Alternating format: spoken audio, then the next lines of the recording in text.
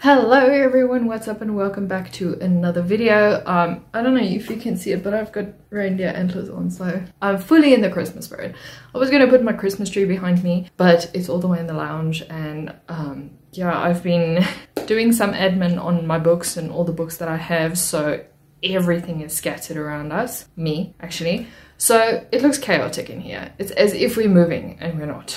So anyway, what we're going to discuss today is probably what you could have gathered from the title, but we're going to discuss all the books that I've read in November. Now, I was going to do some stats about that, but then halfway through writing my stats, I was like, do any of you even care what kind of moods I read or how many pages I've read? And then I just thought, you know what, whatever.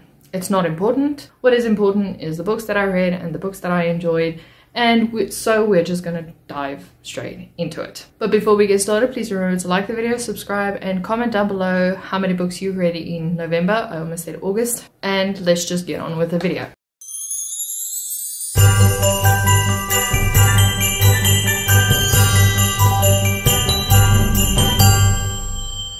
So the first book I'm going to discuss is obviously going to be my favorite book of the month, and no surprise there, for everyone who has read this book, you will probably understand. If you didn't like it, I also understand. Everyone has their opinions, but I adored Iron Flame. Because this is the second book in the series, I'm not going to divulge what the second book is about, but I will tell you a bit about the first book, Fourth Wing. So Fourth Wing is about 20-year-old Violet Sorrengail, and she is destined and wanting to go to the Scribe Quadrant. She's been trained for that. She just wants to go and, you know, devote her life to scrolls and silence. But of course, her mom, being the commander, or she's very high up in the Basgiath training center, or Basgiath College or whatever, she tells her daughter, no, I've changed my mind, you're going to the Riders Quadrant. And Violet, being terminally ill, there's a word for it that I'm not sure what it is, but her bones are brittle and they easily break, and so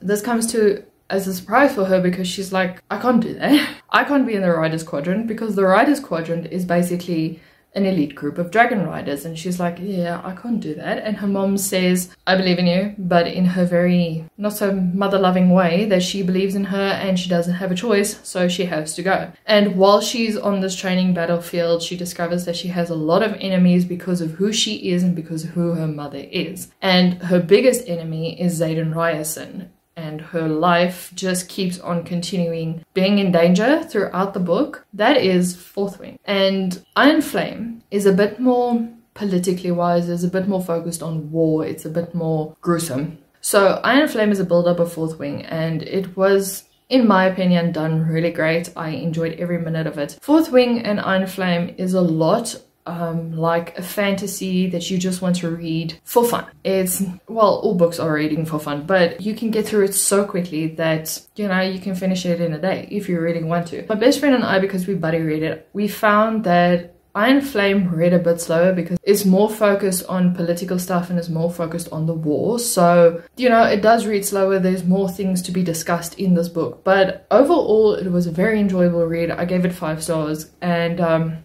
yeah, just be prepared. Both books end on cliffhangers, and apparently the third book in the series is only coming out later next year. So yeah, great. We're all just waiting patiently for things to happen. So yeah, that's about that.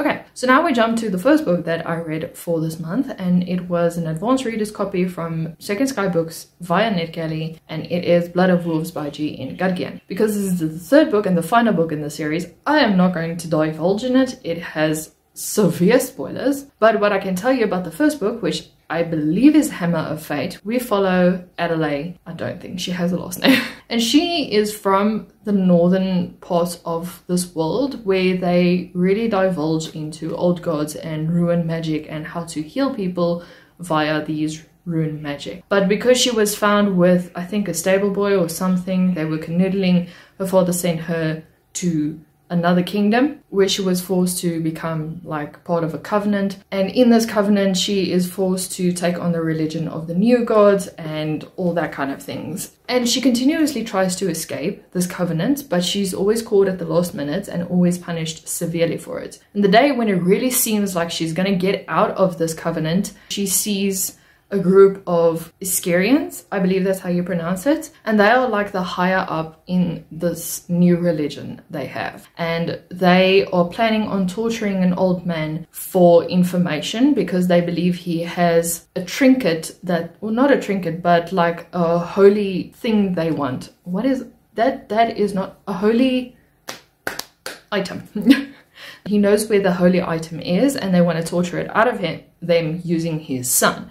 So unfortunately, Adelaide cannot stand for this, and she gets the help of the Guardians, who are like these people who protect this relic, holy relic. That was what I was looking for, was a holy relic. They protect this thing, but unfortunately, because they have been martyred and killed throughout the years, they are a very small group that is still alive, and those who are alive are usually tortured. So she gathers these people and they help her out, and they try and save this man. So these people help her try and save this man, and it ends up that she as a woman is put in far more danger than she expected.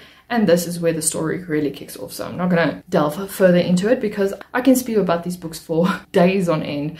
This is just a wonderful fantasy trilogy. If you really want to dive into fantasy, obviously know that because there's new religion and old religion, it is very complicated in the beginning. There's also a lot of rules and regulations and stuff that these people need to follow, which is also told to the reader. But again, it's not info dumpy, but it's very confusing in the beginning because we don't know this world, we don't know what is happening. And throughout this whole series, Adelaide's just discovering who she is. She's trying to fight off her enemies, she's trying to fight off priests, and it's just a bloody mess. But it's also very, very interesting, and I think people who read Game of Thrones will also love this series. It's great, it's awesome. If you like old gods as well, and you like the concept of ruin magic, I believe it has also like a link to the Vikings and Scandinavians and all that. Maybe check it out, I don't know. But I gave this book a 5 stars because I just really enjoyed it. I really enjoyed the ending of the series, the secrets that were finally revealed to the reader. The books were rounded up so nicely at the end that I was really happy about everything. I have no complaints about the series. Then the next book I read was Fire and Blood by George R.R. Martin, and this is basically 300 years before Game of Thrones, and it is told in a very journal type of way. Like a Grand Maester wrote down the happenings of the Targaryens from the first Targaryen, Aegon the Conqueror, up until the Mad King. You get the stories of each of the Targaryens and how they ruled the 7 kingdoms and what happened throughout these 300 years. And it is bloody, it is gory, there's so many things wrong with this book. Not in a bad way, like it was really great. It just shows you what people will do to rule a kingdom, you know? And I don't think it's that great, but who am I to judge? I'm not a princess or anything.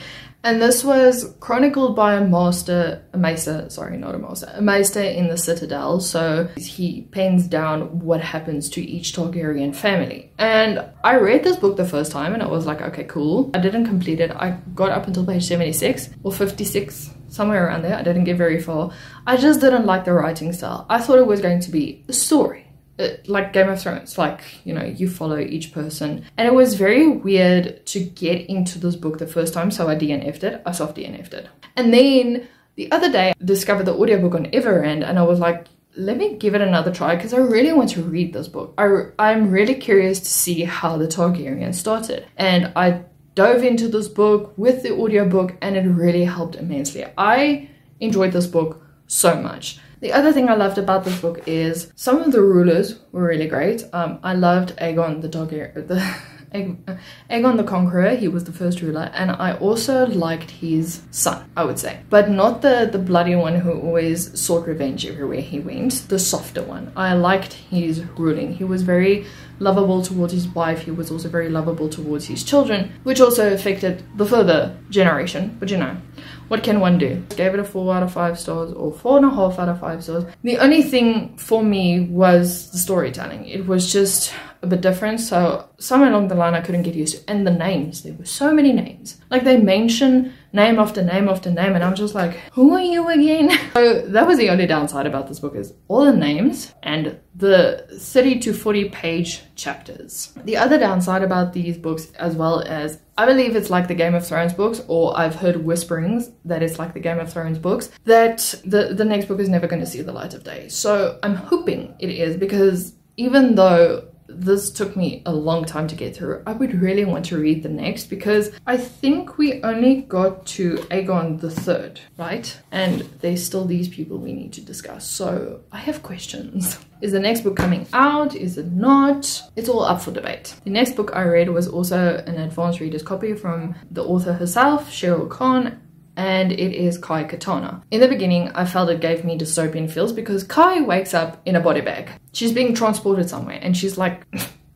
what is happening? And we learned that Kai jumped off a very tall building into a pool for some apparent reason, because logic failed her there, and she broke every bone in her body. But by some miracle, her body started to heal itself, and she became a medical experiment. And while this experiment was going on, there was this security army guy standing in the corner, always watching. And when she finally gets out of the body bag by some really cool moves, she discovers that the bodyguard that was, or the army guy that was standing in the corner, is the one that abducted her. And he has a reason for this. He wants her to find a way for her abilities to heal his brother who has cancer. And at first she's like, yeah, I can't do this. I don't even know how my body heals itself. It's just there. But eventually when she meets the charming Charlie, I just realized the alliteration there. But anyway, when she meets him, she finally thinks, okay, maybe I can start to think how I can start to heal him. But then she uncovers that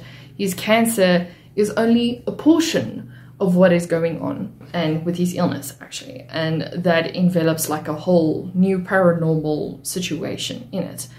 So I really enjoyed this book. It was a short book, the chapters were fast, and it was very entertaining. I did enjoy the character herself. She was very entertaining. She was also very strong-minded, very focused on what she wanted, and she wasn't scared to shy away from things that weren't right, which you could see her fighting a lot with, I would say, her kidnapper. Well, he did kidnap her, so I don't know why I used air quotes, but yeah, it was a very good book. And it's a standalone in a 5 senses series by Cheryl Khan, so I am really wanting to go further into and read Cheryl Khan's backlist, because she writes immaculately. I really enjoyed her writing style. It was just phenomenal. So I would suggest, if you like dystopian / paranormal stories, definitely pick this book up. And I mean, come on, look at the cover.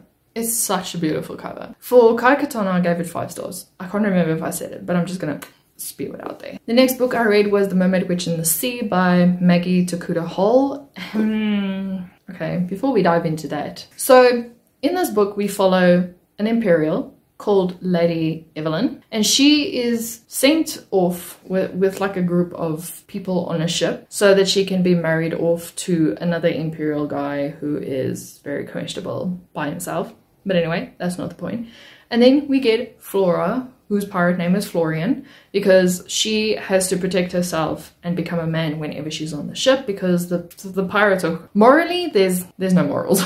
The morals are like out the door. So she becomes Flora when she's on the ship, and she and Lady Evelyn meet, and they strike up this camaraderie together that ends up that Flora falls in love with Evelyn, and Evelyn falls in love with Flora, not knowing that Flora is actually Florian. And they try and work together to save a mermaid who was kidnapped while they were on the ship. The concept is interesting. I gave this book 3 stars, and I feel I was underwhelmed with this book. Like, I was expecting something else, and it's probably my fault that I was expecting something else, but I just didn't enjoy this book as much as I thought I would.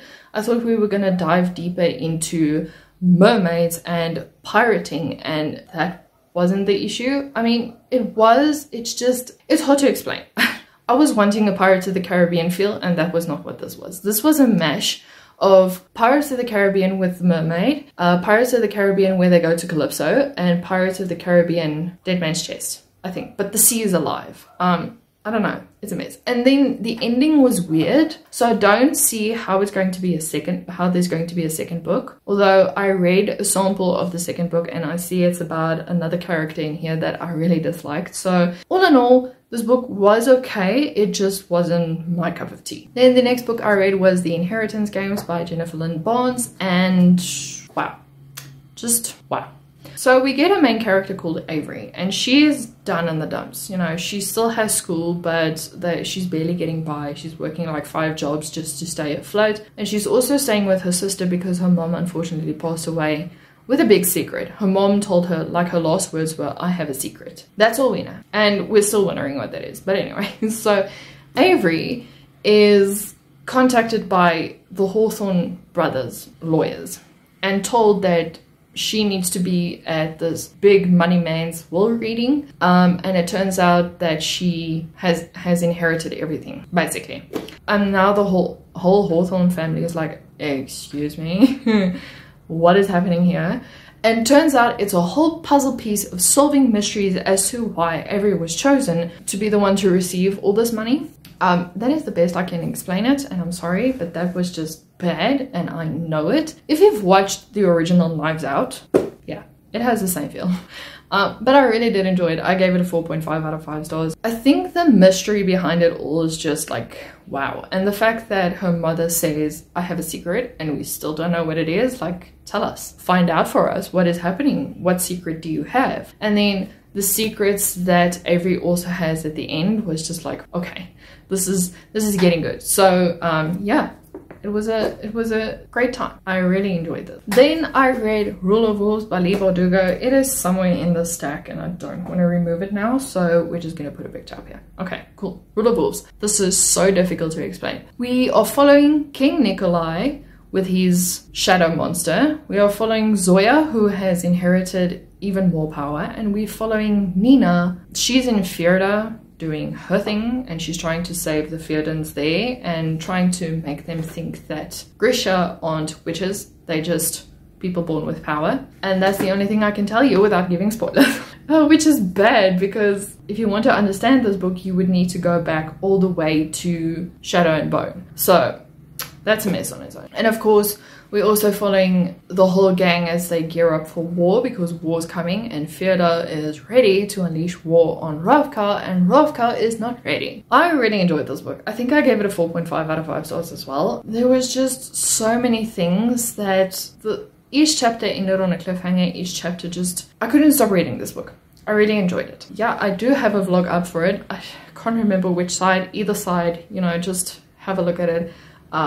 I also read this with my bestie and we really enjoyed it. It's sad that the Grishaverse has come to an end for now. There might be more, according to Leigh, but we don't know. The book really ends on such a bittersweet ending that it does pave way for more to come. But like I say, we don't know. Just overall, I enjoyed the Grishaverse and I'm quite sad to see that it ended. And then the last book that I read was Paradise Valley by Robin Carr, and I forgot what this is about. Shows you what damn impact this book made on me. Okay, so we get 20-year-old Rick, and he is going to the Marine Corps in Iraq. And then we get his girlfriend as well, who's supporting him all the way, you know. She's like, you want to go to the Corps? Cool, I support you in all that. And then his legs get blasted off, well, his right leg, or something like that. And coming back to Virgin River is a sore spot for him. He's just mean to everyone in this town, and he's trying to deal with PTSD and trying to deal with a whole lot of other stuff, and I was just like, sir, please. Anyway, I can understand what he was going through. It was just exhausting to read. And then on the other spectrum, we get Abby and Cam. Now Cam, if you remember my October wrap up, Cam is a pediatrician, but he has decided to become a doctor in Virgin River for about a year. And then he met Abby and they had a fling. And then a few days later, she found out she was pregnant, and this put her prenuptial agreement in chaos because the prenuptial agreement said that she has to remain faithful until the day that the divorce papers were signed. Why did I struggle so much with that? But unfortunately, she didn't agree to she didn't abide by the nuptial agreement, and so she's scared that when her ex comes, he's going to find out that the babies are older than what they're supposed to be because she's got twins. No, so that just unravels a whole new chaos it's just chaos in this town.